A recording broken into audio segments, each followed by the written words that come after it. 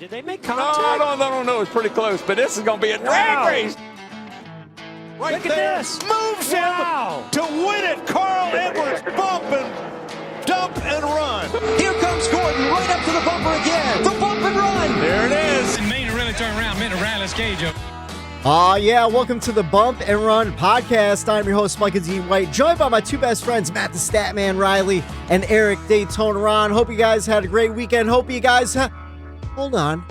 Let's let Had Daytona. an Erik Jones type weekend, baby. That's what I'm talking about. For the first time in 55 years, the Petty number 43 went to victory lane on the day. On the day. How about that fucking stat for you, Matt?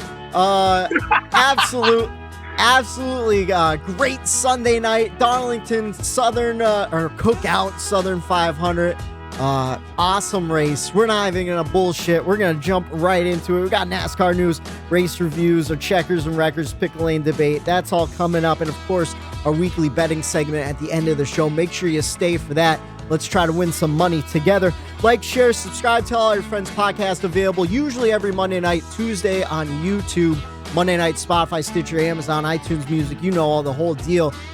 This week, of course, a little bit different because it's Labor Day weekend. And speaking of Labor Day weekend, fellas, how was yours? I got to spend the Southern 500 with Daytona Ron up the Harding hole in the garage. Absolutely electric energy all night long. But Matt, how was your weekend? How was your Labor Day? And did you guys stay dry yesterday? We had a summer's worth of rain all day long yesterday and today. Yeah, it doesn't rain all literally, it doesn't rain all summer. And then we get in the past 48 hours, like an entire summer's worth of rain, and it's still drizzling out there. So yeah, it was a wet couple days. My Labor Day weekend was bittersweet. I got after it on Saturday night. First game of the season for my Notre Dame Fighting Irish. They gave it hell against a really good Ohio State team. Didn't win, weren't able to pull it out, but I left that game encouraged, I guess you could say, because they held their own pretty good against really good teams. So, but a loss is a loss. So what's Ohio State ranked at? Like fifth or something? Second? What's up? What's Ohio State ranked at? Fifth or second? Second. Was Yeah. Notre Dame ranked fifth? They were fifth going into that game. Okay. Now they slipped to like eighth, I believe. But I pay attention a little bit. A tough game. Losses are never easy. But yeah, I got after it. Daddy doesn't stay sober during Notre Dame games, so Sunday was kind of a licking the wounds type of deal. We had a Labor Day party to get to where I was still kind of licking my wounds. I had every intention of getting up to Erik's house, to Daytona Ron's house to watch the race. I just, with the new baby and how tired I was, I couldn't make it, and I regret it because, you know, seeing the reaction videos, if you guys haven't seen the reaction videos to Erik Jones winning the race, please head to our YouTube page, or I'm sorry, our Twitter page, because I believe we have it posted. Getting to see Erik react, the final his laps. guy win was the highlight of my weekend, and I wasn't even there. So just it was a good weekend, and now I'm ready for the fall. I'm ready for more NASCAR playoffs and for more football. Yeah, that's Bump and Run Pod on Twitter. Bump the letter N Run Pod.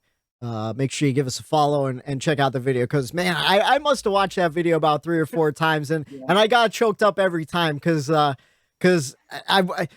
left early. We had the dog in the crate. We don't like to leave her for more than 5 hours in case accidents happen and whatnot. And it was right at 10 o'clock. We left at 5. I'm like, oh, let's get home. Let the pup out of the cage, and then I'll watch the rest of the race there. And I was freaking out at home. Like, man, I just want to be back at Erik's house to watch that win live for him. And in the video we posted on the Twitter page, courtesy of our good friend Robbie Shredder Stray, he got it all camera, and Daytona Ron was standing right in the same spot I was standing in the garage when Tyler Reddick won on 4th of July weekend. It's all about the holiday weekends for us, Erik. At the whole holiday weekend, big race. Yeah, but I could see the emotions going through your face. How you feeling today, man? You got to be on cloud 9, right? Oh, yeah, dude. Absolutely. It was something that was I guess, expected at some point this year for me to see. But, with only 10 races left, the playoffs coming, it was getting, that window was starting to close on getting to see him win with his next-gen car. So, going into the Southern 500, knowing he has won here before, I didn't kind of want to get too excited. Internally, I knew there was a good shot. Internally, I held it in a little bit. Yeah. And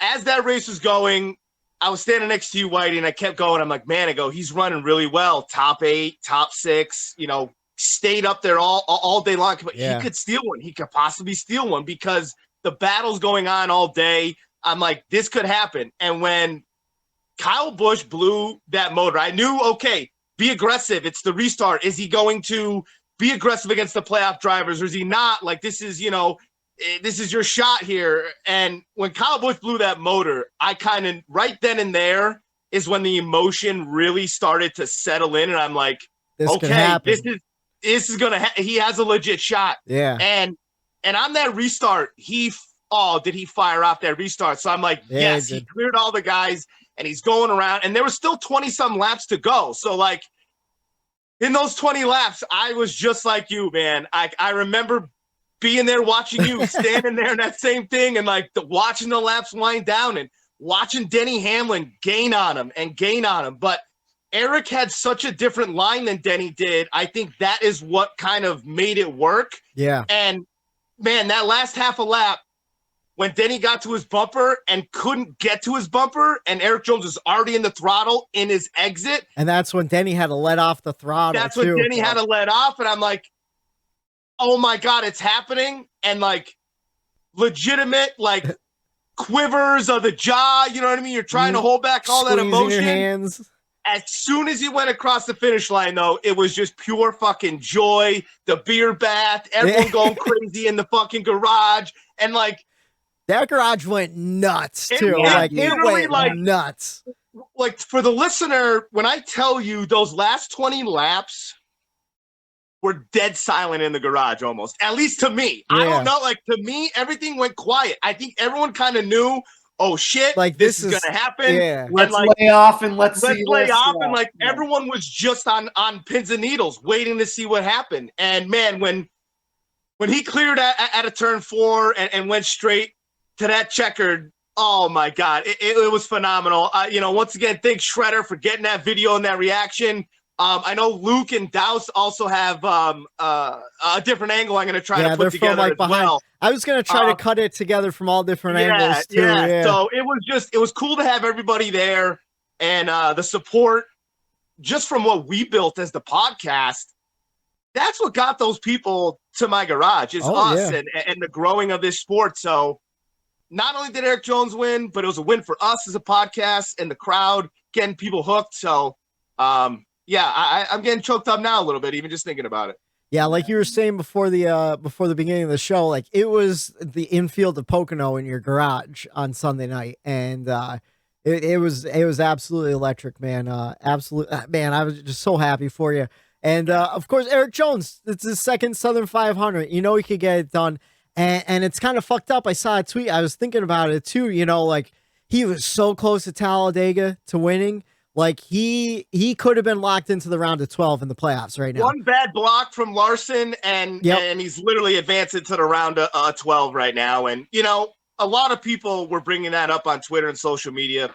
I didn't even blink an eye at it because to me, it was already a win up to this point, even not making the playoffs. Just the strides that team took, that he took, that they believed in him. Like it honest to God was like the track house with Daniel Suarez thing. Like Suarez got, he got the opportunity in big rides, and they didn't have faith in him. They didn't believe in him. Same thing with Erik Jones. He had his shot in his big ride, didn't believe in him. They let him go. And now this is kind of like the story of redemption between those two. And, with Suarez winning this year, Erik Jones winning, and like, it shows that the talent is there. And it was always kind of the money in these big teams and the parity this year, man, 16, 17, who would have thought that we would get to this many winners? And and everyone kind of laughed at it. We even laughed at it a little bit. Yeah. Oh, we always talk about it, 13 different But winners. it never and happens, like, you know? oh, never happens. And you always say someone goes on a run, but you know, it just goes to show that what this new car could do for the parity for the sport. And yeah, man, I'm still on cloud nine for sure. Plus, it's huge for a new sponsor, Focus Factor, this year, coming into the sport, getting their first win. I'm sure the money is going to be pouring in after this, too, and that can only get better and better, you know? They have that RCR affiliation, and hopefully a little extra money in that side budget. You get, get some more wins in you next year, at least, you know? And you know what? Like, a little later on the show, obviously, you know, we'll want to go through. We can keep going. My checkers is obviously my boy Erik Jones and what he did, but I also wanted to group into that, like what you said with next year with what that team is going to do. His teammate won this weekend in Xfinity as well. So, like, you know, I'm looking at it as a whole, kind of as like what.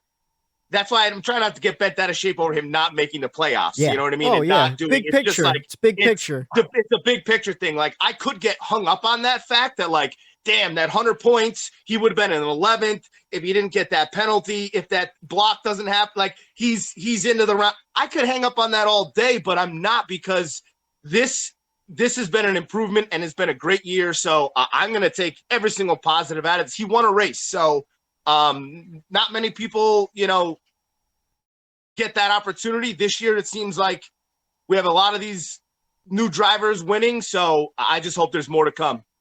Absolutely, and we'll talk about that Xfinity ending during the pick lane segment, so stay tuned for that, because I think me and Matt have a difference of opinion on some moves pulled by old Kyle Larson in the Xfinity series. But let's jump into news before we get too far into the race weekend, and then we'll jump into our race grades and our checkers and records and stuff. Just a couple of short stories. Bubba Wallace, if you watch the race this Sunday, you know he's running the 45 car for the rest of the season. Now, the 45 automatically in the Owners' Championship, even though Kurt Busch is out, that has nothing to do with the Owners' Championship. So, 2311 and TRD wanted to move Bubba in, get some better results in that 45 car, because he's been Ty Gibbs has been running really great, but Bubba's still been beating him in every race except for, I think, Watkins Glen. And so they're just trying to get as many points as they can for that Owners' Championship. I think they're sitting in 8th or 10th right now. I have to double check on that one.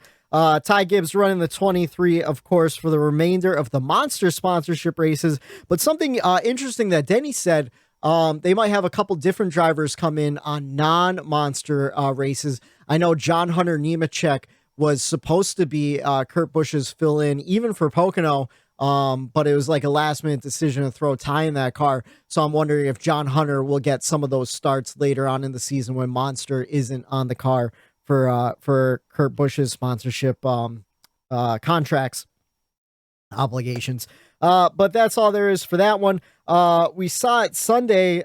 Teams now have 10 minutes to work on the car under the damaged vehicle policy. What do you guys think about them changing the DVP minutes in the middle of the season? I know we just started the playoffs, but what do you guys think about rule changes in the middle of the season like this? Maybe this would have been better for the pick lane, but I didn't think about it then. I mean, I think it always had to be extended. I think we all kind of felt that like 5 minutes was kind of a little wild. The 6 minutes is real short. Yeah. With the new car too. So it was kind of like, hey, like at least give them a shot. Like if this toe link is going to be an issue, at least give them enough time to fix it to get them out. Yeah. At least they recognize that. And NASCAR's known for doing these mid-season changes for things, because the way I look at it is if they feel like it's something that's necessary to do for the integrity of these playoffs and going forward, I think they make that call. Yeah. And I think this is a good call on their part.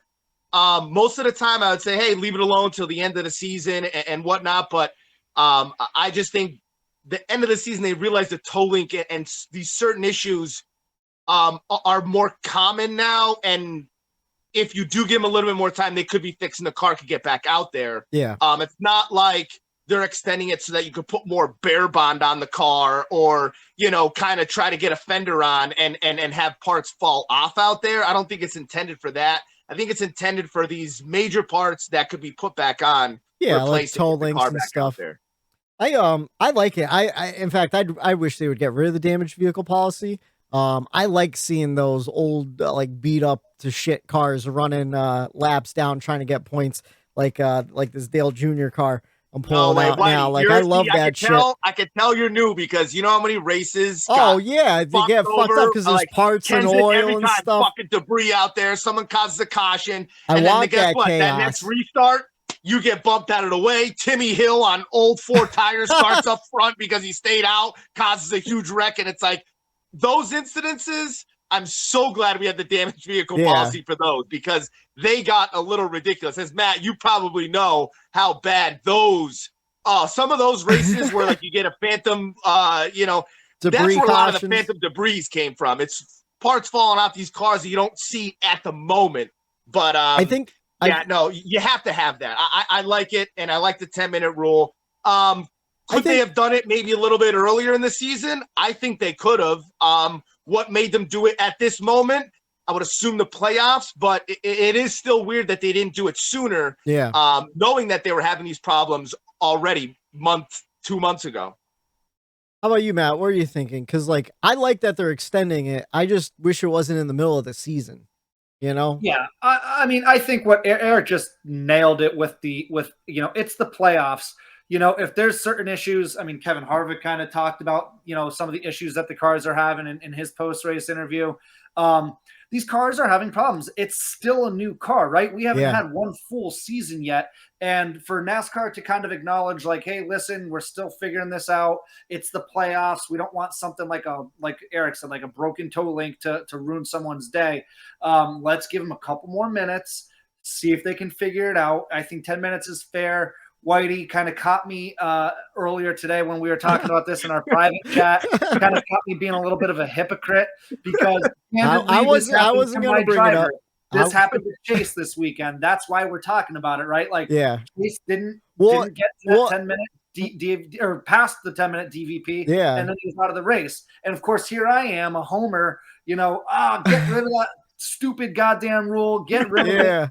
But correctly, Whitey reminded me that earlier this season, or maybe even last season, I said that the rule has to be in place for, you know, so for what I brought up. I want the shitty old cars to be running. You guys are like, no, it's terrible. Don't let it happen.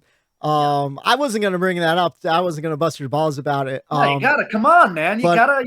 Listen, I'll be the first one to admit when I'm wrong or when you catch me in something like that. So you're right. You caught me, and I didn't take note of the previous takes I've had in the past. But the thing that bothers me is, you want to know what? It bothered me a couple of years ago. They did it with uncontrolled tires, where, you know, you've been throwing out these penalties all season long for uncontrolled tires, and then you decide like, oh, maybe it's not as bad, and we're going to be more lenient about it, you know? And then, like, you got to think, like, how many guys got fucked over because of that? You know, how many guys got fucked over in a 6-minute clock? I can name one, Bubba Wallace. He was on the damaged vehicle policy. I think it was at Gateway or something like that. They didn't even know why. He like just tapped something, and he never made minimum speed because it was still under caution, and the clock ran out under caution. It's like, what do you do in that situation? You know, if he had an extra 4 minutes to get to green, then he wouldn't have DNF'd out of that race, you know? Who knows? We could be talking about Bubba Wallace in the playoffs right now. Like, I don't know. Like, that's kind of a stretch, but do you see where I'm coming from there, where it's like, man, like, if you're going to do something that's going to affect competition, wait until the end of the season. If it's a safety rule, change it whenever you have to. Like, kind of like what they're doing, like what they did with the Chris Buescher fire. Where I don't know if you guys saw the NBC package where they showed how they adjusted the car to kind of fix that issue. Again, I got a question. We're going to go into the weeds for just 30 seconds here. I got one for you too. When you hear this, it's going to piss you off. Me in particular? Yeah. Oh yeah. Okay. It was a Dave Moody caller. Oh God. So with NBC and the Toyota Cutaway car there, do they have like a graphic for every little mechanical thing that could or They have when Steve Letarte goes into it, they have something for every little nook and cranny of that car, and then they have the highlighted piece that Steve yellows. It's insane. So is that just NBC's production being top notch, or I'm assuming that had to be part of Race Hub or NBC America. Was it NBC Race America or something? Whatever their show is. Yeah. I bet you whenever NASCAR made that change, they made a graphic for the TV show, and it just so happened to be oh, it's happening again. Let's talk about it. A producer threw it out there. Right. Or else they just have every scenario figured out. I don't know. It's amazing. Look at the flaps last week. We talked about it. Where the top roof flap comes open and then it triggers down to the bottom roof flap. Under the in the back. Yeah. And they were ready to talk about that when it happened, or not last week. Yeah, last week in Daytona. Amazing. They were ready to talk about it as soon as it happened, and they had the correct parts highlighted to show you what was working where. It blows my mind that the production level is so much different than what we got, let's just say, in the first half of the season. I gotta tell you, I've never called into a radio station once in my life. I worked for multiple radio stations. I never called in. I was so close to calling into Dave Moody's show on Friday because it was Free Speech Friday. Dave Moody, Sirius XM NASCAR Radio Channel 90. You can call in and talk whatever you want. This guy calls in and he goes, "Man, I miss the Fox portion of the broadcast. I feel like I got so much more information about the race." I'm like, what the fuck are you talking about? He's like, the graphics on the side, you get more detailed information about telemetry and shit. I'm like, yeah, they showed the speed they were going. I remember that was a weird complaint people had. They weren't showing the time differential. I mean, I guess maybe. All I can think is I think he just doesn't like Jeff Burton and Dale Jr. on commentary or something like that. Because he mentioned that a little bit too. But that sounds like a quintessential Dave Moody caller. Yeah. And all I'm thinking is I have learned so much more about this new car in the last 2 months that NBC's taken over than I did for 4 months with Fox. Because Fox, honestly, I think Fox treats it like WWE. And NBC treats it like a motorsport, they take it serious. They had that rocker body side skirt with the exhaust coming out, and then the piece they added, NASCAR added to hold the exhaust to the actual the rocker panel. Yeah, to the actual rocker panel. And they had that dialed up Kevin, there were still flames coming out of Kevin Harvick's car when they pulled up. How many? I don't want to keep going on this tangent, but how many tires did we lose in the beginning of the season? And I had no idea there was a little nub that pops up to make sure it gets locked in and a little tab. One race into NBC's coverage, we know about it. Learned that at Nashville with NBC 4 months later. So, anyways, I digress. Back to the NASCAR news. Only 2 more pieces to go. Justin, we mentioned we mentioned Alex Bowman's crew chief is going to be stepping down from the road duties over at HMS. Another guy stepping down from his crew chief duties, Justin Alexander, just won with Austin Dillon last week. He will not return to crew chiefing the number 3 car in 2023, citing the same reasons. Just wants to get off the road, spend some time with their family. And I don't blame them, because you want to know what? We talk about the driver's grind, week to week. Do crew chiefs get a day off? They're at track Saturday and Sunday, debriefing on Monday. Do they get a day off in the middle of the week? I don't know. I feel like crew chiefs might work 7 days a week. I was wondering that same thing. I was watching I don't know if it was a video on Twitter or Instagram. I think it was the 24 team.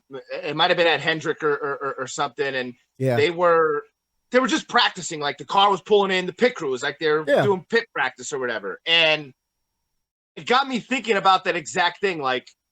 Okay, these drivers after Sunday, do they have to report, Monday morning, 8 a.m. and get into the sim or, break down the race? Does the crew chief have to tell the driver, okay, this was your tire wear? This do they go over Matt? you always bring up that loop data. Do they probably have that where like Monday it's loop data day, Tuesday it's tire wear day. And like, I wonder how that week breaks down as far as who's has to be there and what your week is like building up to that race on Sunday, because I would imagine that's a lot of work, especially the crew chief and car chief that they have to put in. Matt, So tell him what he needs to watch. What's up? Tell him what he needs to watch on Netflix to get an idea of what goes on. Yes. So Race, the Bubba Wallace documentary on Netflix kind of goes into that a little bit. But I'm a little to kind of answer your question there, I'm kind of confused on how that works out when the drivers report, because I know Junior always says on his podcast that when he was a driver, his weekends were Monday and Tuesday. Yeah. You know, which is so different from everyone else. His weekends were always Monday and Tuesday. Those are the days where he can raise hell. But like, if you listen to the Door Bumper Clear guys, they record on Mondays and they're always talking about like, oh yeah, I got to get out of here and go to a meeting, my competition or meeting. I'm just coming from a meeting at their respective team. So I don't know how it works. I don't know who goes to what meetings. I'm assuming, Whitey, though, to answer your original question, that I think crew chiefs pretty much work 7 days a week for the whole season. Also, I'm going to just get into the weeds again, because I know I didn't see it in the news segment. The documentary. Oh, USA. I can't believe I forgot it. Absolutely we could amazing. talk an hour about how phenomenal that was. Yeah, if you haven't seen the new docu-series Race for the Championship on USA, episode 2, Thursday night, 10 p.m. The first episode was absolutely amazing. I believe it's available on Peacock right now. It's awesome. And apparently I was listening to an interview with Corey LaJoie today. He said, I think there's like 10 guys or so that they picked to follow around, and every episode's going to follow 3 different guys from week to week to kind of build those stories or whatever. So it should be really interesting. The reason why I brought that up is because clearly we don't know, what the rest of the season's going to look like, what they covered and everything within that documentary. But instead of just the drivers, I would have loved to see some crew members get followed, some crew chiefs get followed, just to see what their day-to-day looks like, because the struggle's got to be real for them as well, You want to you got to look for and you can watch it on Amazon Prime if you get the Motor Trend add-on. It's like $7 for a month. You could literally just get Motor Trend for a month and watch these. There's one, it's from 2020. It leads up into the Daytona 500. It's NASCAR 2020 Under Pressure. I think that's the whole season review, but there's another one, Battle for Daytona. And it shows Corey LaJoie. It follows Corey LaJoie and RCR around and someone else, I think. And they really got into it with Corey LaJoie following them around going into 2020. This is when he was still at Go Fast Motorsports with, I forget his name, that 32 car. I forget who the owner was, Archie. But it showed Archie like calling around, trying to get sponsorships last minute. And it showed like the small crew they had working on those cars, the old warehouse full of just like secondhand used parts that they got from other teams and stuff. Gave a really interesting look at a smaller team. And I never hear people talk about it, but it's definitely worth checking out on the Motor Trend Network over on Amazon Prime, just to see even more behind the scenes stuff.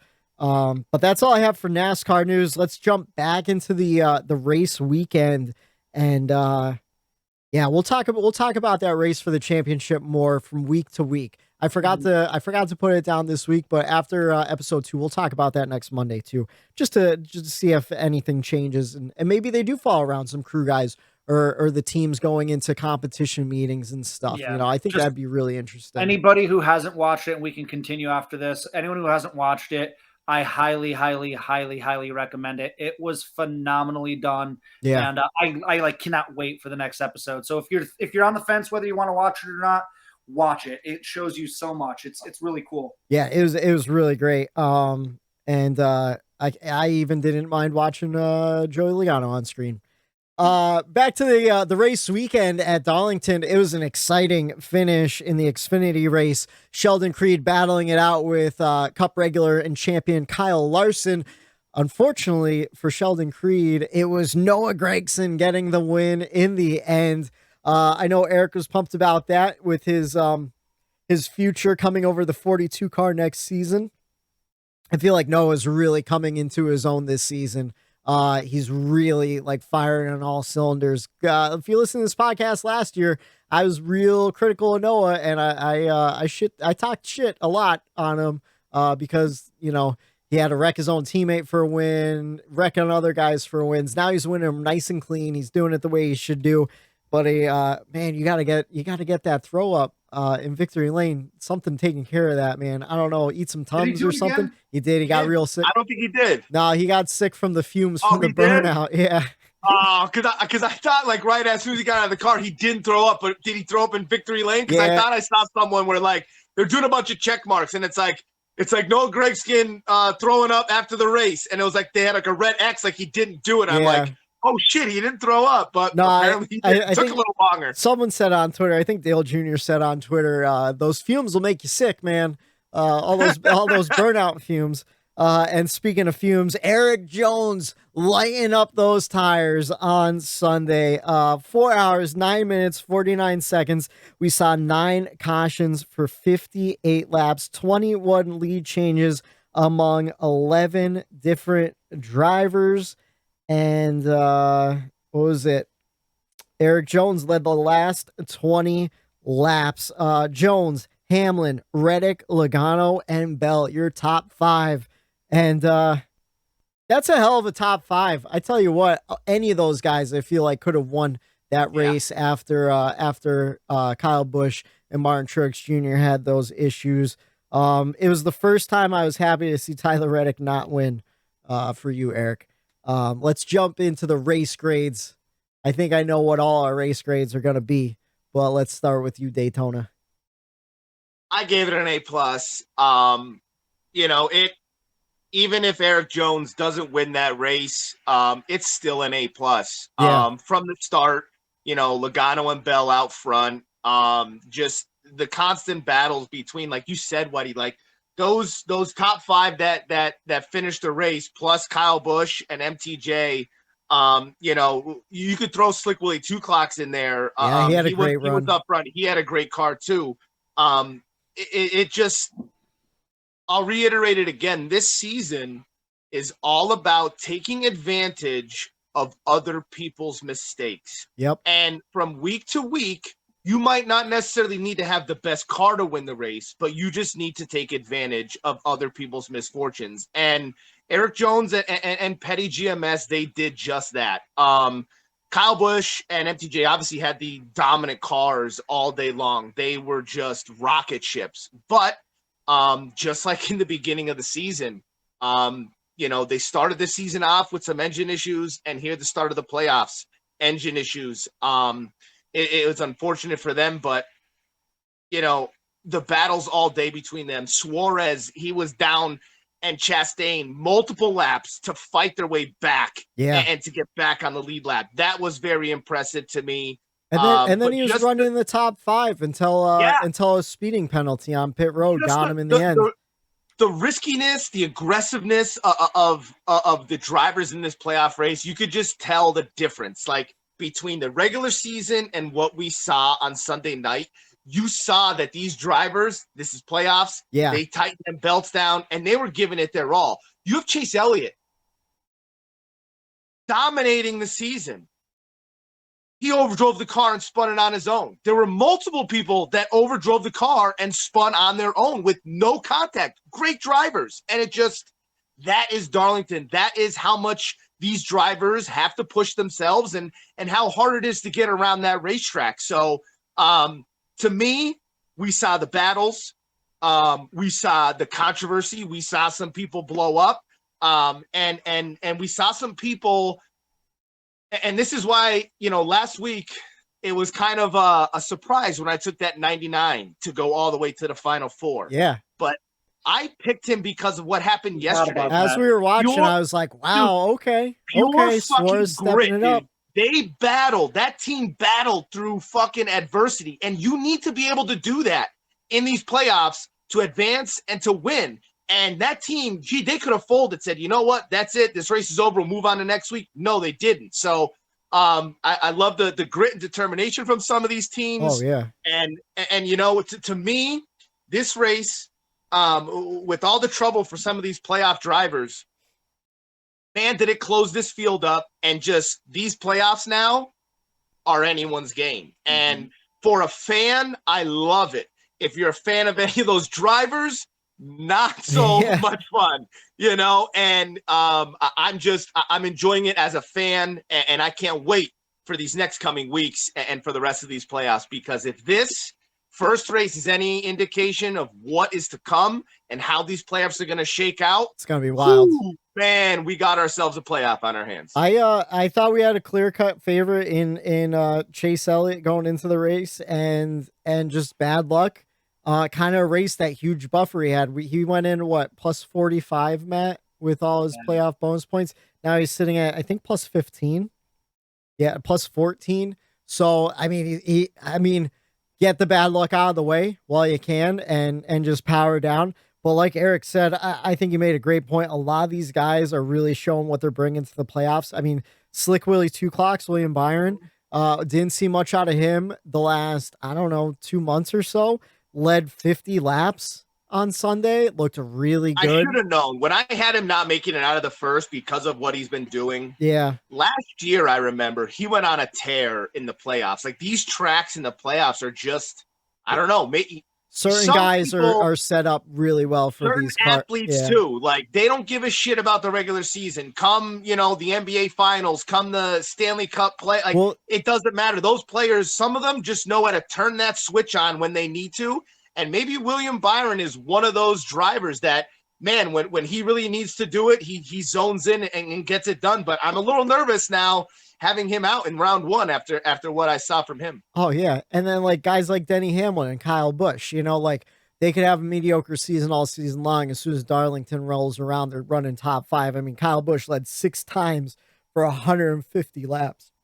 Just absolute dominant car. MTJ didn't even make the playoffs. He led 3 times for 48 laps. And Denny Hamlin, he only led twice for 6 laps, but he was in the top 5 pretty much all night long in contention.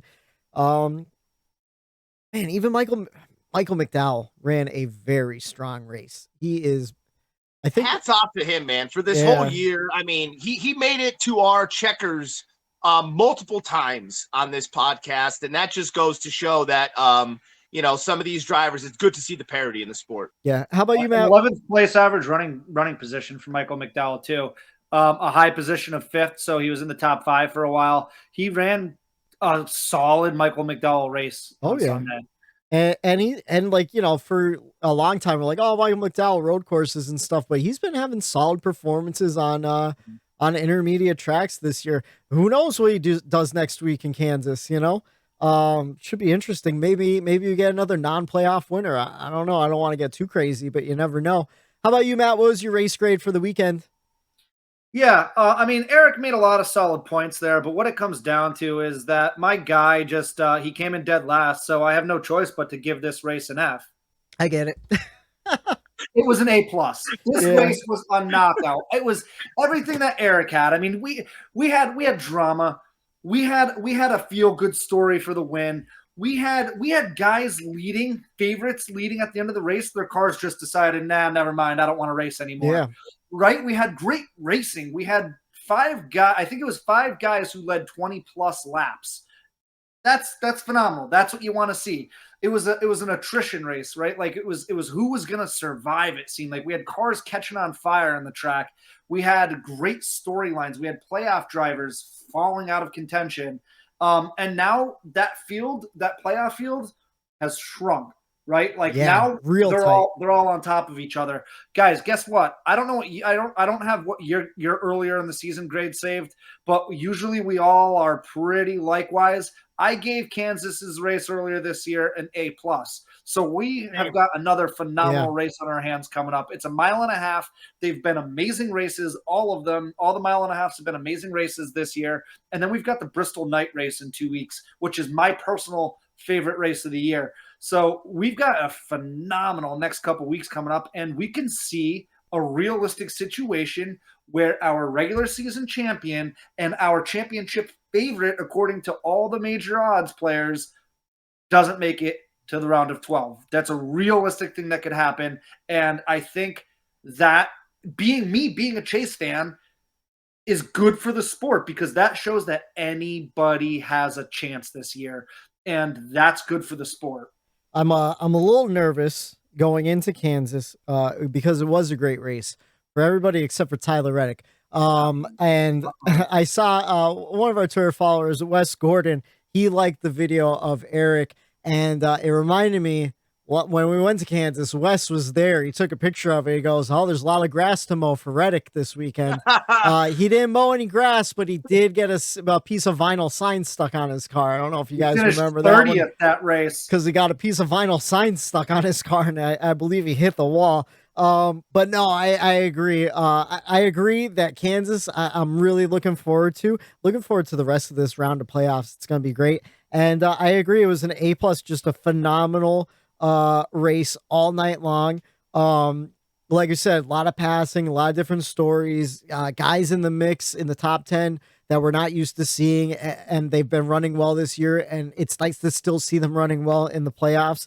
And like you said, Matt, those car troubles made it super interesting. And that leads me into my checkers for the weekend. Just the car troubles, blown engines, fire. For so long, these cars have been bulletproof, where it was almost unheard of. It's like it was rare when an engine would blow, especially for a big organization like Hendrick, or like RCR or Gibbs or something. Joe Gibbs, and we've been seeing it a lot this season, seen a lot of different failures, a lot of angry crew chiefs, a lot of angry fans, and a lot of angry drivers over some of these issues with the new cars. But as a fan, I'm enjoying the unpredictability of it, especially at these long races. The Southern 500, the Coke 600. For decades, they were built on man versus machine. What could last these long races, and for a long time, the machine wasn't a factor in it. And I'm not saying there's creature comforts in it, but like cool suits, stuff like that, it kind of takes a little bit of that away. And now we've got guys, ending their days in a ball of flames. Now, I don't want to see anyone hurt for safety. And as long as it's not my driver, I think it's fucking awesome. That being said, though, NASCAR needs to figure out why so many Fords have caught on fire in the last month. And that leads me to my wreckers. And that goes to NASCAR. We've been giving them credit for throwing the slow cautions and letting things play out and not being quick on the trigger. When you have fire and a guy pulling down in turn one, you need to throw the caution before he's out of the car. And his foot was almost on it. So behind the scenes, this is also my record. So we'll tandem this up. Yeah, because it was so egregious. I don't know if I was texting you guys, if I was texting somebody. I had a couple of different text groups going during the race, and I said the same thing. Like, it stood out to me. Like, I'm watching Kevin Harvick's car's on fire. Mm-hmm. Okay, Kevin Harvick's pulled off to the side. His window net's down. Green. Then they show a split screen of the leaders still racing, and Kevin Harvick's halfway out of the car. And I'm just yelling at my TV screen, like, are we not going to throw a car? Like, what, NASCAR, what are you doing? Yeah, like, get it together. Finally, NASCAR, get it together. Yeah. Yeah, and then finally they were able to throw the caution, no harm, no foul. But, like, Jesus Christ, God forbid someone blows a tire or something, hits Harvick as he's crawling out of his car, and something awful happens. Yeah. I don't know what the thing is, too. It's not like they had the excuse of, we didn't know what was happening. The car was on fire. On the front stretch, and he came down into turn one to a complete stop. Now, I do have to say, in Kevin Harvick's interview, he said he was on fire for a couple laps. In that rocker panel box. But then as soon as you start seeing the smoke in the cockpit of the car, I mean, Dale Jr. saw it on the broadcast. If the broadcast is broadcasting it, then NASCAR Race Control is seeing that image too. Like, they know what's going on. I saw Kevin Harvick's window net come flying down while it's still under green. I saw him pulling himself out while it was still under green. Literally, as his butt got off the side of the window, that's when the flag threw the yellow. So it's like, man, way too late. Not cool. NASCAR. Like, I don't know if you're looking at the wrong just a screen scary situation that, thank God, we rag on these guys. I'm hard on Harvick and everything, but the absolute last thing we ever want to see is somebody get hurt or worse. And what could have been is scary to talk about. Thank God nothing happened, but you got to do a better job than that. All right, how about your checkers? What's your checkers for the weekend? My checkers, that is a really good question. Was not ready. Oh no, I've got it. Okay. So my checkers goes to NASCAR fans. So race after race after race after race all season I saw your tweets on Sunday. I love them. Yeah, man. I had to get on there and say something. We've seen the stands packed like it's 1996 again. Virtually every race has been sold out this season. The crowds look impressive every damn week. And so it's high time that I give my checkers to you, Whitey, and to you, Daytona Ron, and to me, and to every other NASCAR fan that we know that has put their money where their mouth is this year and has gotten to the racetracks. Darlington, I'm sure you guys talked about it up at the Harding Hole. How beautiful was that crowd? Like, it gave me chills. It was a true sellout. It was a true sellout crowd. Especially a place like Darlington where there's different, like you have your grandstands and then you have a couple different patches of grandstands throughout the track. All of them were packed. Like, but the lighting there too, the lighting at Darlington, it just still has an old school feel to it. I don't know if it's the red and the white colors still I think so, that they use, that like it just has that old school feel. So when you fill a place like that, oh, you're gonna have that nostalgia feeling and those goosebumps just even thinking about it. You know what, Matt? I think we talked about it, but you know what? We didn't talk about it enough. We always tell everybody that listens and to our friends, go to the race, go to the race, go to the race, go to the race. And you know what? I think people are starting to listen. People are really showing up. And I heard Moody say it all the time, show up, show up. You want these racetracks. And you know what? I think that people are finally listening. This isn't 10, 15 years ago when the same tracks, the same messaging was being thrown out there. Let's revive these tracks. Let's do the same messaging was being spewed out 15 years ago. Yeah. But the fan base just wasn't there. They weren't doing enough to get us in. And now it just seems like the perfect timing. The drivers that are coming up, the talent that's there.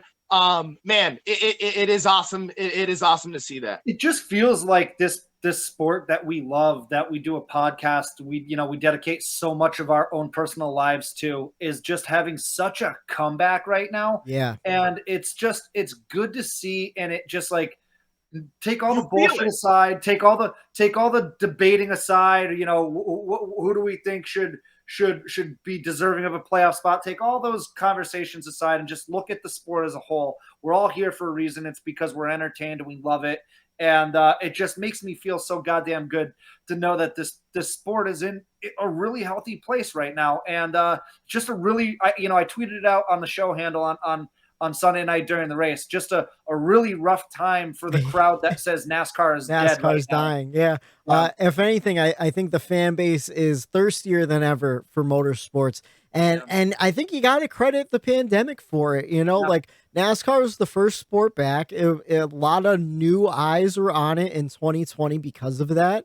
A lot of interest in it. And I feel like the momentum has just been going strong ever since then. And now we're at a point where, like, people are just excited to go out and be a part of a live event. I went to a concert in Philly on Friday. It was one of the most electric concerts I had ever been to. And I've seen tons and tons of concerts. It was the greatest crowd I ever saw. And I think it has to do with, like, people are just excited to go out and enjoy some live entertainment. And I think a NASCAR ticket's one of the best live entertainments you get. I mean, the fans saw hands down. It is. The fans saw 4 hours, 9 minutes, and 49 seconds of nonstop great racing action, and you can't deny that. Take the race itself out of the equation, albeit how exciting have they been the past couple of years, is the at-track experience. I mean, you guys know at Dover, that concert that was out there before the race. Amazing. There was a couple thousand people there watching the concert, shoulder to shoulder, all having a good time, having the fellowship with the NASCAR fan next to you, drinking and just enjoying your time there. And that's how it's been at every track. I didn't get to Pocono this year. You guys did, but last year it was a phenomenal time. I mean, it always is, but it just seems like over the past couple of years since the pandemic, it's the at-track experience has been that much more fun. So get your asses there. People who are listening to this show, friends that don't watch NASCAR, friends that probably bust you for watching NASCAR.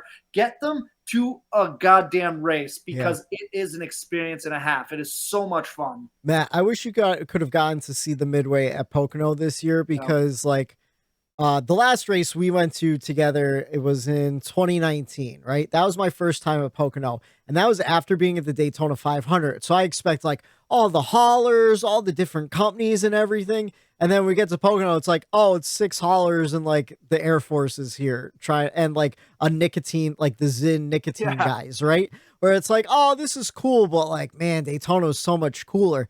This year at Pocono felt like Daytona, where you had 8 haulers, two different Pocono haulers.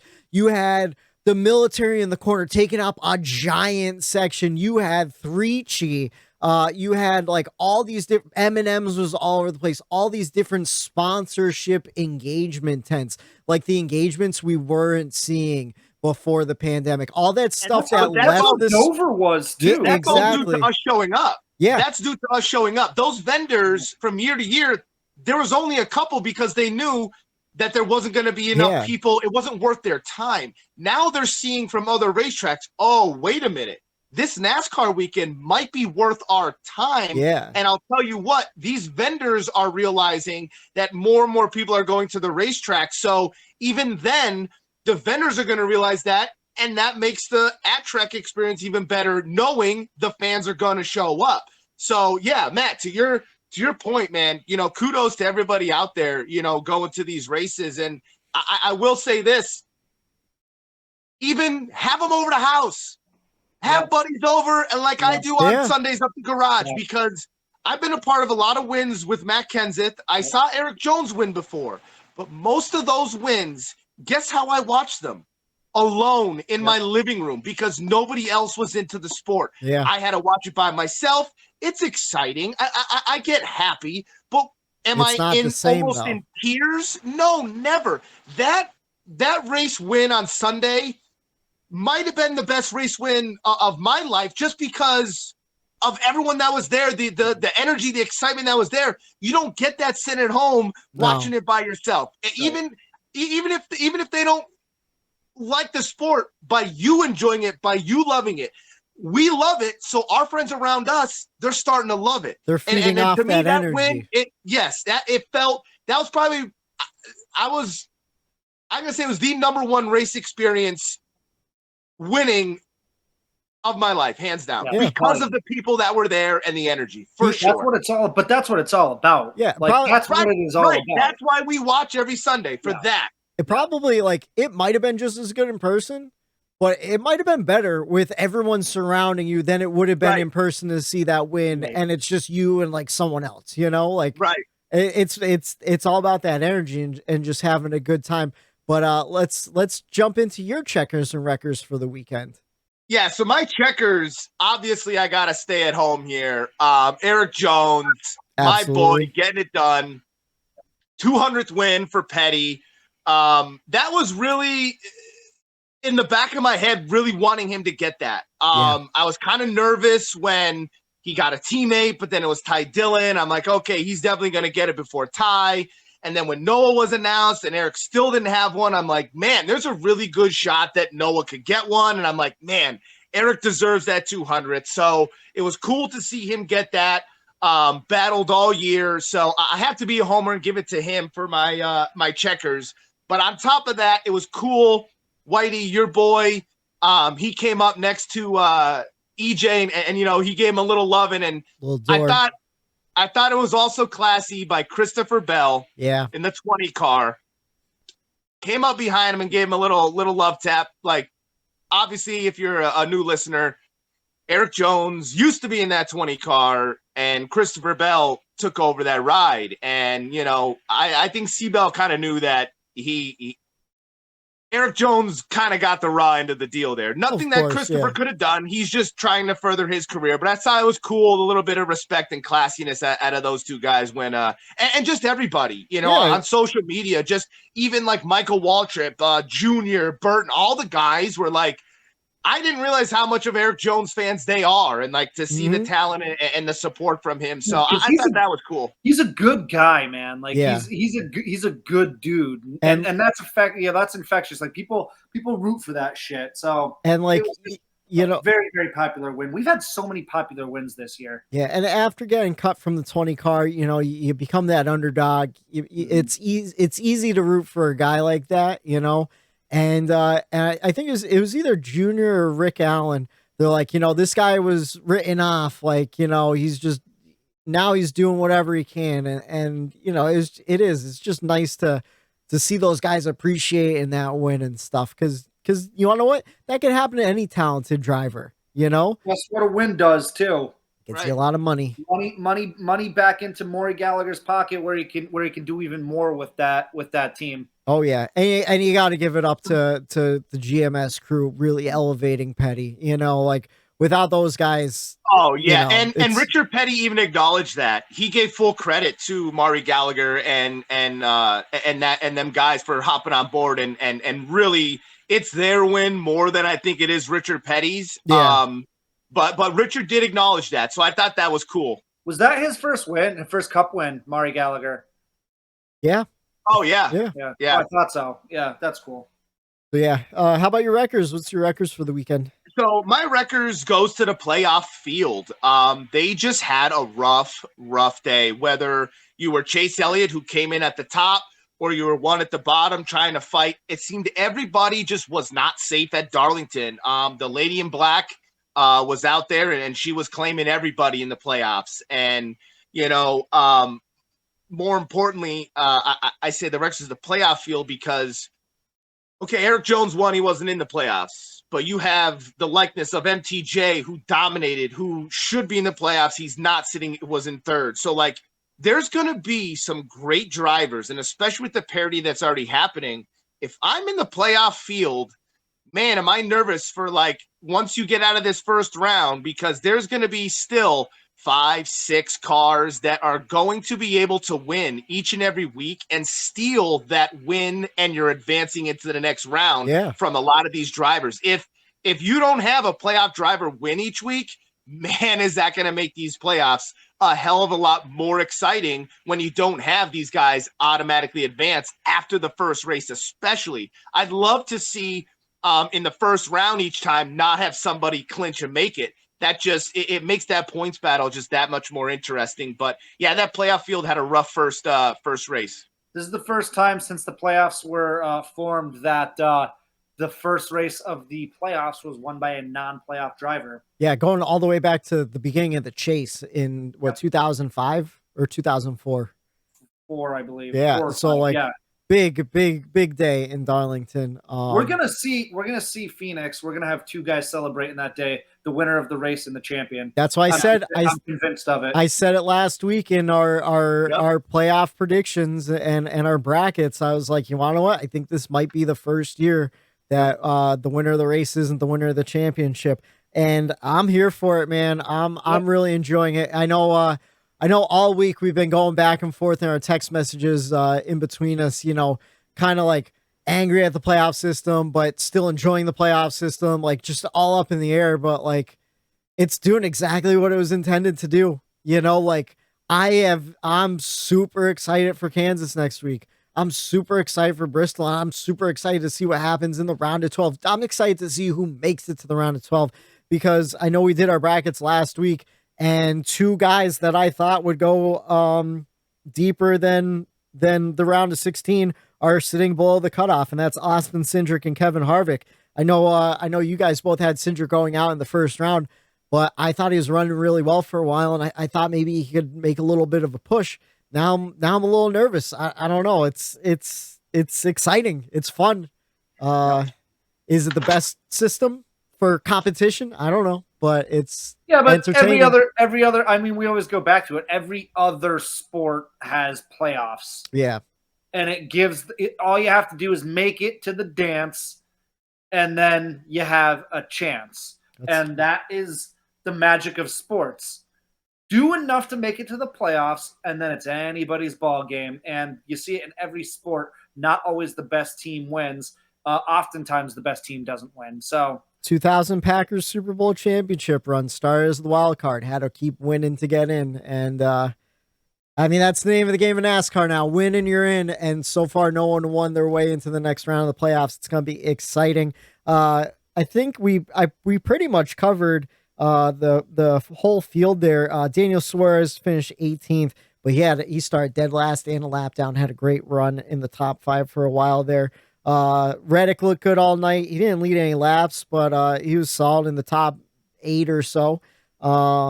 Denny was in contention to win. Brad Keselowski. I was surprised by Brad Keselowski. He had a good finish in 7th. He probably could have finished better too.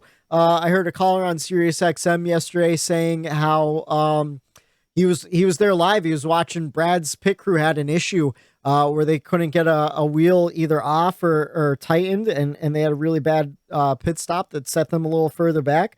But nice to see Brad Keselowski there. It kind of makes you wonder, Brad Keselowski, he could still win at Talladega in the next round. Michael McDowell could get a win at a road course at the Roval in the round of 8.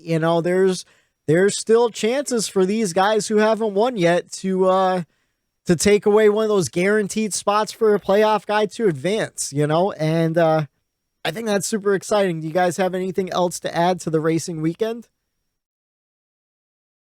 I don't. We covered it. Yeah. Just phenomenal. The night races are tough.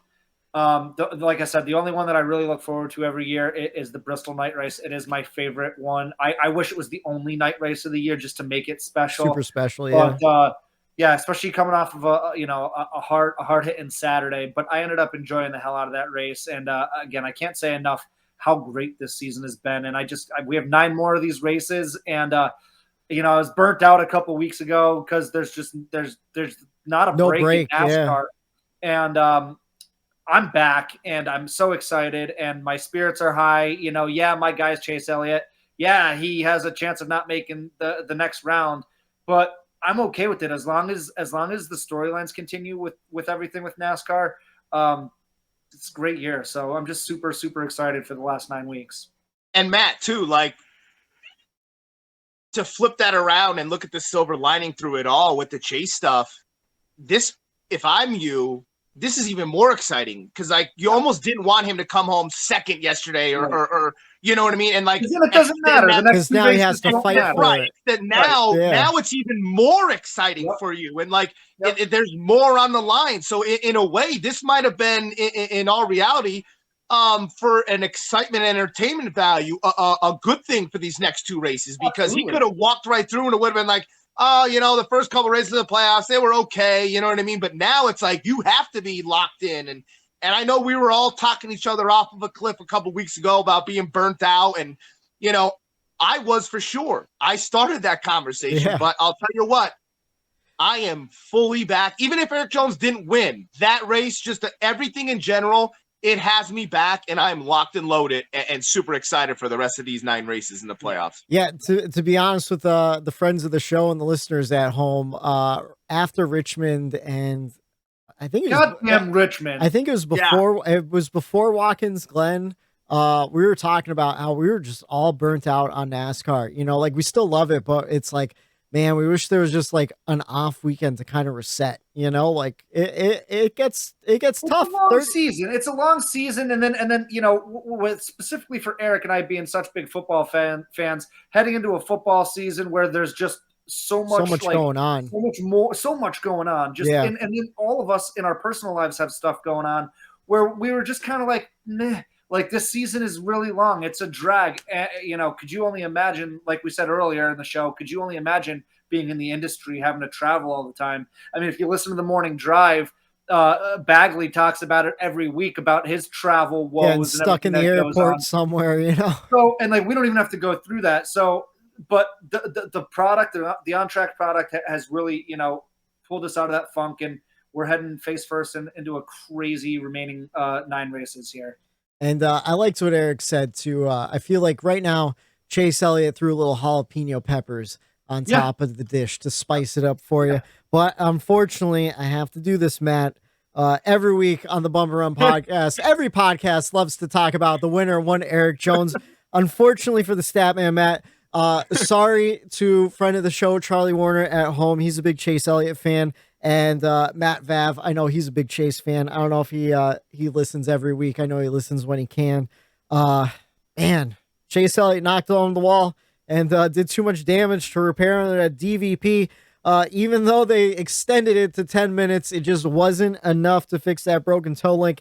And just an unfortunate start to the playoffs, coming in dead last, eating up that huge playoff chunk of points that he had built up. And in the process, even worse, giving the lead to Joey Logano in the playoff point standings. Matt, come on, man. You're supposed to be helping.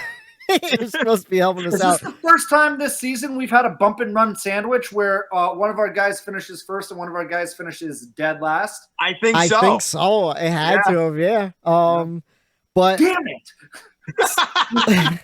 Something that just blew my mind. I realized Slick Willie 2 Clocks is sitting in second in points right now behind Joey Logano. Out of nowhere. Plus 32 points. Denny Hamlin plus 30. We'll get into that in a little bit. But yeah, that's just last place. Sorry, Chase. Sorry, Chase fans. I get it, man. It sucks. But hopefully the rest of the playoffs goes well for you guys, because all 3 of us have him going into the championship 4. And if he doesn't, our brackets are a bust. Could you imagine if Chase Elliott doesn't make it out of the round of 16? Everyone's brackets are going to be all right. On to Kansas. Anyways, before we jump into Kansas, I got I'm about to kill myself on YouTube.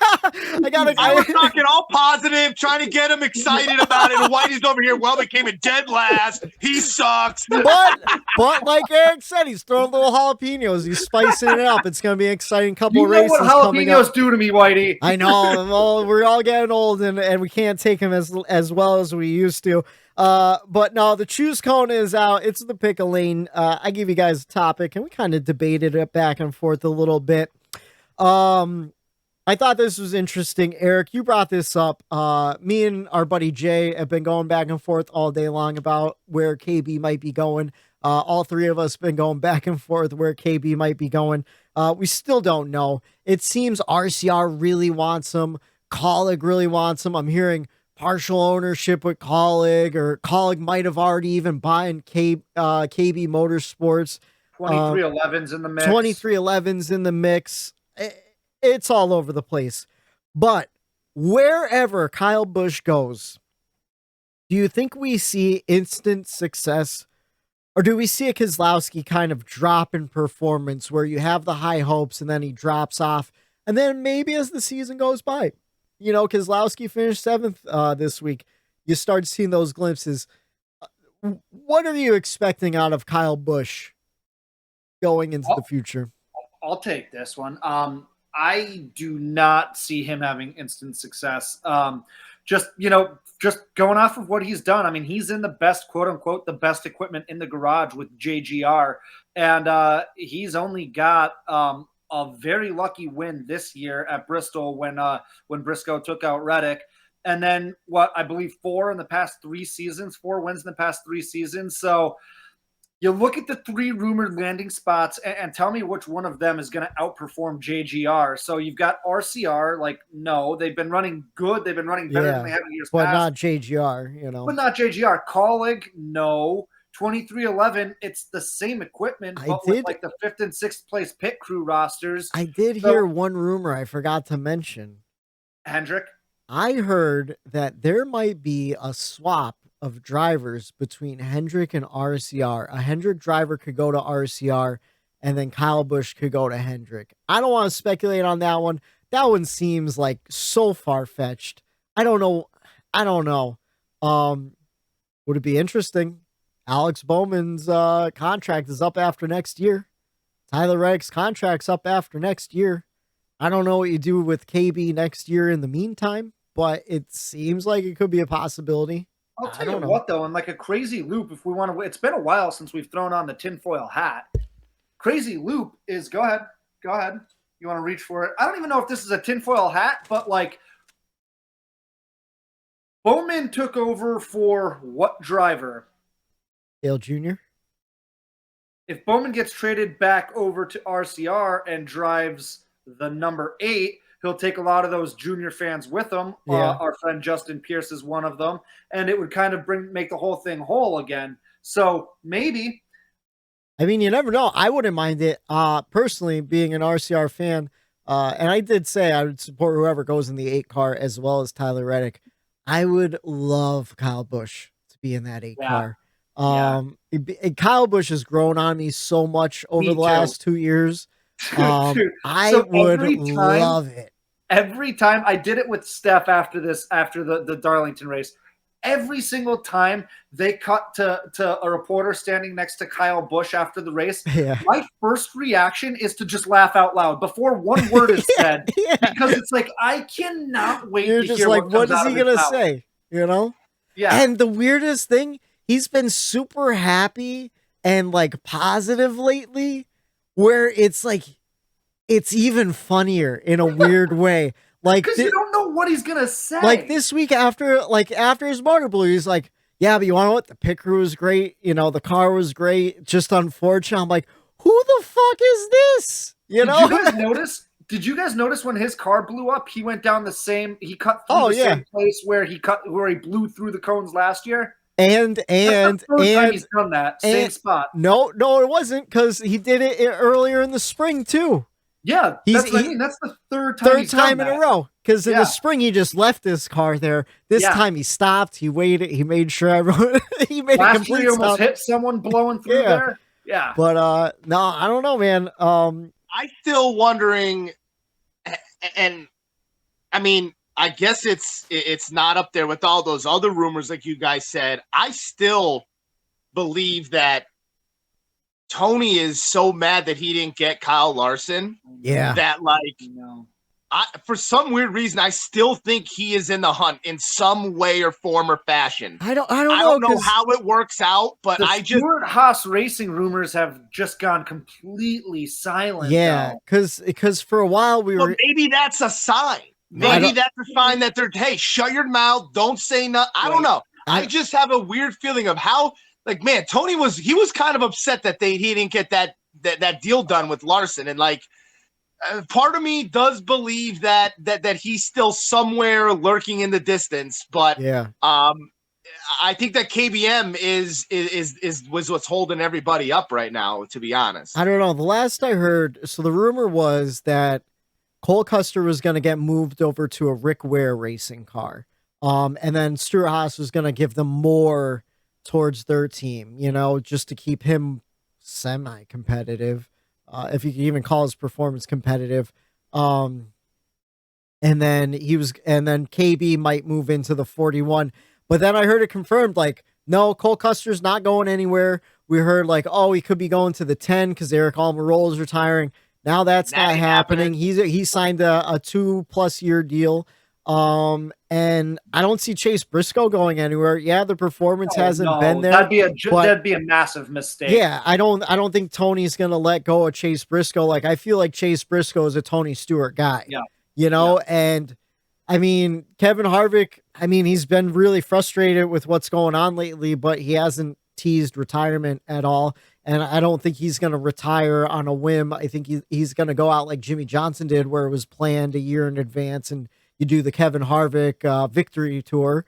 So I could see Kyle Busch. You bring up Kevin Harvick. I could see Kyle Busch, whoever he goes, having a Harvick type of season where he runs consistent for what Kyle Busch would run, top tens. You know, not the prototypical Kyle Busch we normally see, but then out of nowhere, Kyle could win anywhere. So I could see him maybe having a Kevin Harvick type where we maybe write him off, be like, oh, you know, I think Matt was right. You know, he called it. He said Kyle's not going to have instant success, and then, you know, 5 races before the playoff ends, he rips off 2 in a row. I could kind of see him having one of those seasons. Plus, he'll have a full season under his belt with a new car. So that, to me, I think I'm really curious to see about that. What these drivers, how they got a lot of time too. He's got a lot. He's not going anywhere because he's made it known that like he's done the math and he's trying to figure out where like he wants to be able to race against Gragson in the Cup Series as well. Or he has a big picture. He has a big picture plan over the next 15 years. So he wants. It's almost like LeBron James, trying to figure out his career where he can play with Bronny in a couple years. So I mean, and listen, if he can hold off that long and he can last that long, where he can do that, that's awesome. All the power to him. All right, and Choose comes back out. We're moving over to the Xfinity race from Saturday. Absolute insane ending. Kyle Larson, Sheldon Creed battling real hard for that win. Unfortunately, kind of took both of each other out of contention, and Noah Gragson went on to win. In his post-race interview, Sheldon Creed wasn't mad. But if you're Sheldon Creed, are you pissed at how Larson raced you?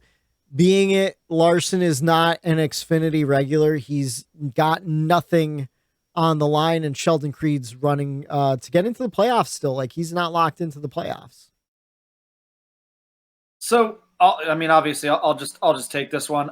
I mean, for you to say that Larson doesn't have anything to run for is just blatantly incorrect. Well, yeah, he's running for the win. Every guy that's out on that track has something to run for, right? Like, his sponsors expect him to run well. His owner expects him to run well. Yeah, but you could easily finish. Expects him to run well to get better purse money, right? So yeah, I mean, you're out there for a reason. I understand what you're saying. You don't race the guys because you're not a series regular hard enough, but like you're out there for a reason. Yeah, you take off one lap, you're going to take off all the laps. So I don't know. I think Larson raced. He didn't wreck him. He didn't send him into the wall. They just battled hard for the lead on the last lap. Got into each other. I think that's fair. Rubbin is racing. Yeah. I think he overdrove it when he didn't need to, and he hurt himself in the process. Sheldon Creed came in second still. Where did Kyle Larson finish? 5th. Probably 3rd or 4th. He rode the wall. He finished 5th. Kyle Larson finished 5th. He could have finished 2nd. Sheldon Creed could have locked himself into the playoffs.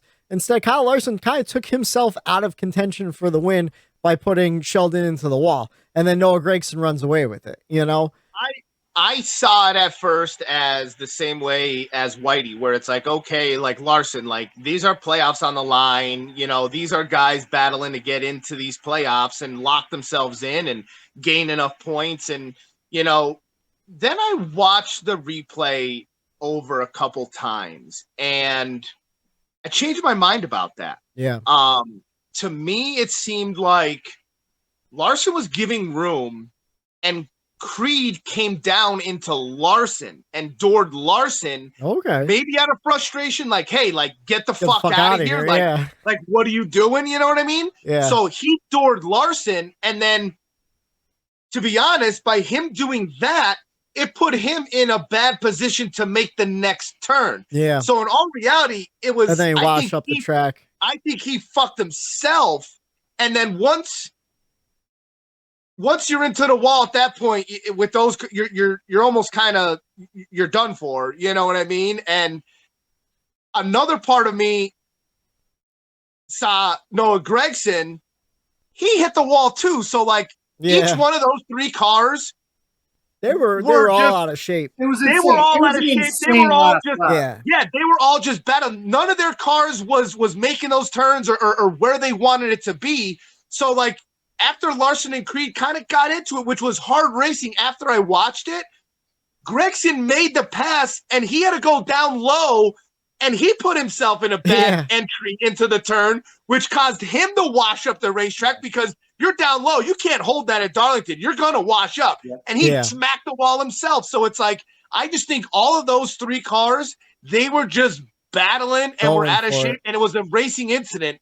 And it just so happened that Larson was a Cup regular in that mix. Yeah. I think if Larson's not in there and that's a fucking, Justin Allgaier then I'm not up there, thinking about it. Yeah. I'm like, we're not even thinking about it. It is what it is, So once I re-evaluated it and went back, like I kind of took a little bit from what Matt was saying in his points, and I mixed it with kind of what I was feeling, and it was just hard racing. And if anything, Sheldon Creed had a great response to like, hey, Cup drivers up here, we have to learn from them, and this is an opportunity to see how Larson races.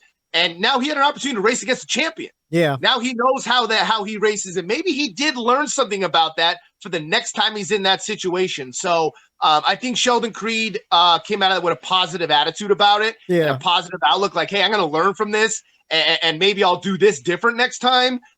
So I think I went back and forth for a little bit, but all in all, I think that was hard racing at the end of a Darlington race, which everyone wants to win there. Yeah, at the end of the day, I just don't think it's Kyle Larson's job to worry about what the playoff scenarios are of the guys around him. Much like in the Cup Series, pick a guy who's not in. Martin Truex Jr. If he has a chance, he's probably not Martin it. Truex Jr. because he's too nice on the track. But pick somebody else who's not in the playoffs. If they have a chance to win a race and they have to move someone out, move a playoff. Right, like Erik Jones. If Kyle Busch doesn't blow his motor, he's starting on the front row. You know what I mean? And he still has an opportunity to win that race. He's not in the playoffs. I was wondering that same thing, Matt. Would Erik Jones have the balls? Did he learn from Ty Dillon, to really just send her home and do whatever you can to win that race? And, he ended up not being in that situation, but I was curious to see what Erik would have done. I'd hope the answer is yes. As a fan, I think as a Gibbs guy, as an owner, as a sponsor, all the money that gets poured into me. If I was a sponsor, I'd be thrilled that my guy went for it to try to get the most out of it and try to get a victory at the end of the day. I mean, he didn't do anything so crazy to the point like he didn't Logano him, right? Like he didn't do what Logano did to Kenseth. Right. 2013, yeah, and that's true. It was just a hard race. It was a side by side. They washed up. It was also a product of the track that they were at. Darlington. It's hard to go too wide in the turns in Darlington. It's almost impossible. And that's the thing. I loved the battle. I thought it was fantastic. If that was AJ Allmendinger on the inside of the car racing Sheldon Creed like that, I'm like, yeah, because you're Xfinity regulars. Right. It just bothered me that I'm like, Kyle Larson is racing his ass off, and he doesn't really have to. He I don't does. think he has an off switch. I don't think. I was just gonna say that. I think when you put that helmet on and you're there, you're going for the win. Some guys do. Mark Martin had an off switch. Yeah. Why he never won a championship. Well, I don't think guys like Kyle Larson.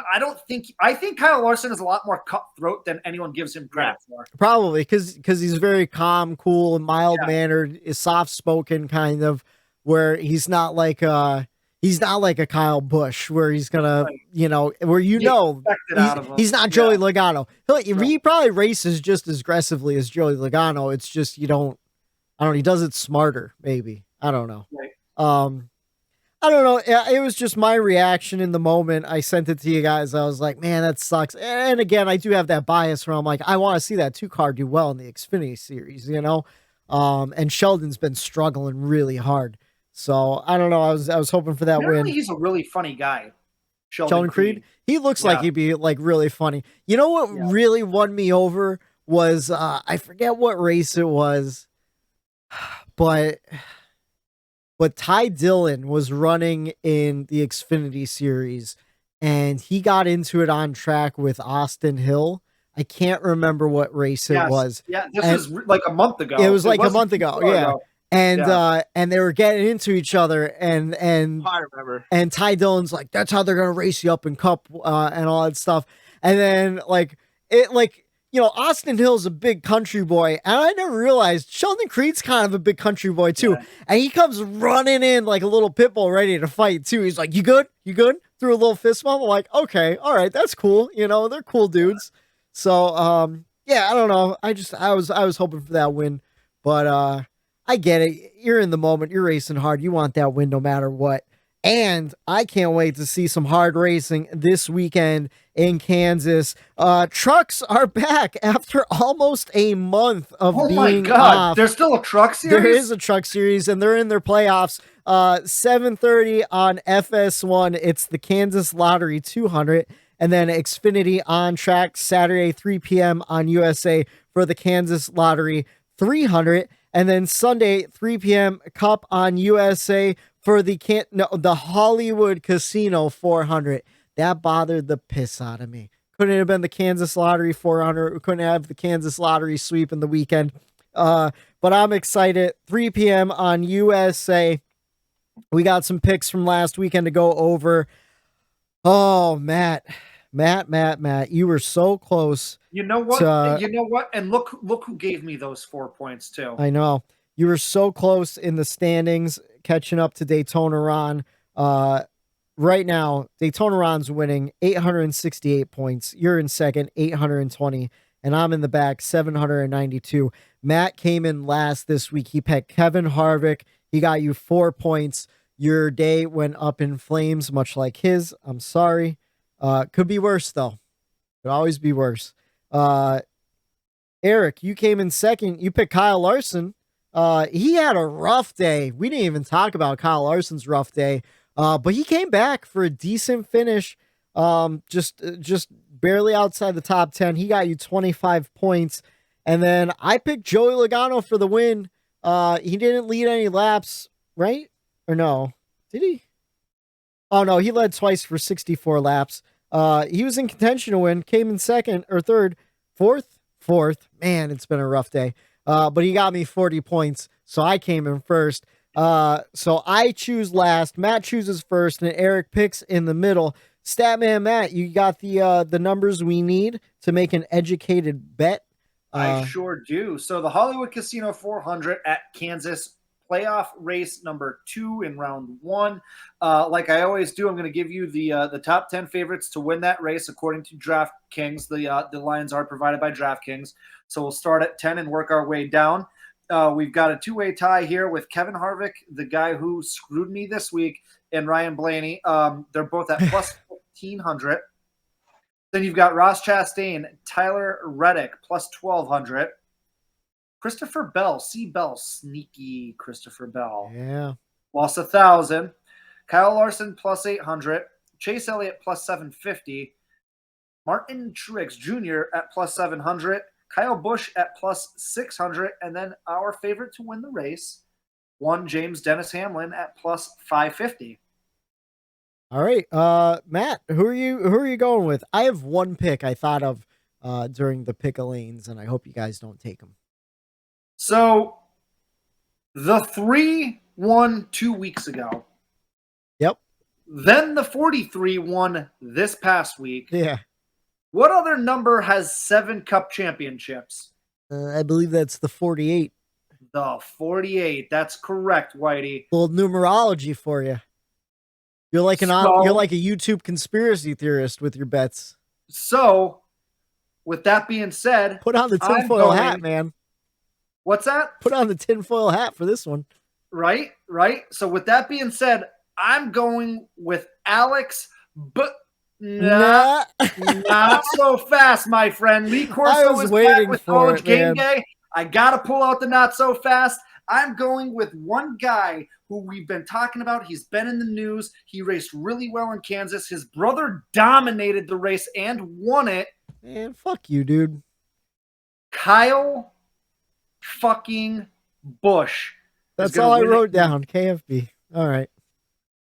Kyle fucking Busch. Great pick. That's who I was going to pick. I went back and looked at the top 5 from the first Kansas, and it seemed like Toyota just came to Kansas and absolutely whooped ass that day. I'm kind of concerned after what I saw with the engine issues from the 18 and the 19 going into this week. We don't have to talk about that. We don't have to talk about that. I wanted to go Toyota heavy going into this week, but now they started the season with engine issues, playoffs, it's happening again. But the 43 was in victory lane. He used to drive the 20 car. Oh. And the 20 car came up and gave EJ some love and the classiness, and I respected that at a C Bell. I'm going with Christopher Bell and that Toyota camp.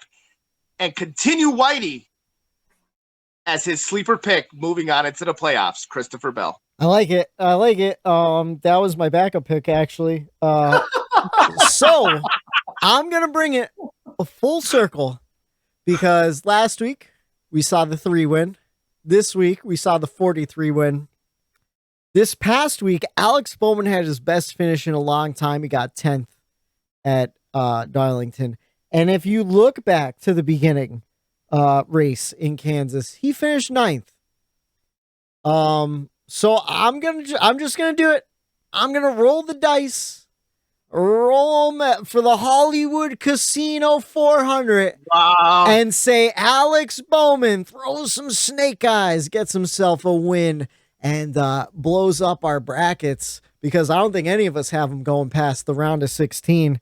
So yeah, give me Alex Bowman, Justin Pierce. Let's make some money, buddy. Let's throw some coin down the Hollywood Casino 400. How about the head-to-heads? You got any head-to-heads? They are not posted. All right. Man, DraftKings slacking on a Tuesday. So to review the playoff picture, not going to do the whole round of 16, but just looking at the cutoff right now, Kevin Harvick is in 16th place, minus 13 points. Briscoe minus 10, Austin Dillon minus 4, and Austin Cindric minus 2. Daniel Suarez above the cut line, plus 2. Kyle Busch, plus 8. Alex Bowman, plus 10. And Chase Elliott, plus 14. Can Alex Bowman lock himself in to the next round and not have to worry about the point situation in the cutoff line? Can Kyle Busch do the same and get himself a win in Kansas? Or will the sleeper that no one's been talking about except for us this whole season, Christopher Bell, get his second win of the season, lock himself into the round of 12? We will find out this Sunday, 3 p.m. for the Hollywood Casino 400 on USA, and we will break it all down for you back to our regular time Monday night. And we'll talk to you then. For Matt the Statman Reilly, for Erik Daytona Ron, I'm Michael D. White, saying have a good night.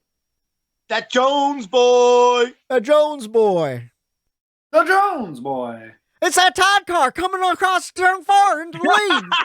I wish he was in the time car. Can you imagine Dale Jr. on that call? That Todd car. God, the 43 in the time car. Oh my God, it's a Todd car.